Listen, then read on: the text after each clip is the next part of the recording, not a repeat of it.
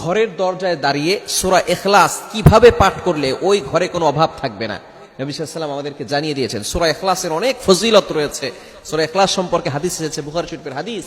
যদি কোনো ব্যক্তি একবার এই সূরা ইখলাস পাঠ করে, এবং শুধু তাই নয়, যে ব্যক্তি সূরা ইখলাসকে বেশি মহব্বত করে, এক সাহাবী সূরা ইখলাসকে বেশি মহব্বত করতেন। নবীজি সাল্লাল্লাহু আলাইহি ওয়াসাল্লাম বলছেন, এই সূরা ইখলাস তোমাকে জান্নাত পর্যন্ত পৌঁছে দিবে। শুধু তাই নয়, কোনো ব্যক্তি যদি একবার সূরা ইখলাস তেলাওয়াত করে, আল্লাহ পাক রব্বুল আলামিন তার জন্য কোরআন শরীফের 10 পারা পড়লে যে সওয়াব হয়, সেই সওয়াব আল্লাহ তাআলা তার আমলনামায় দিয়ে দিবেন। বলেন সুবহানাল্লাহ। Can you imagine that? আপনি কল্পনা করতে পারছেন? যদি 2 বার তেলাওয়াত করা হয় তাহলে 20 পারা কোরআন শরীফ তেলাওয়াত করার সওয়াব। যদি 3 বার পড়া হয় তাহলে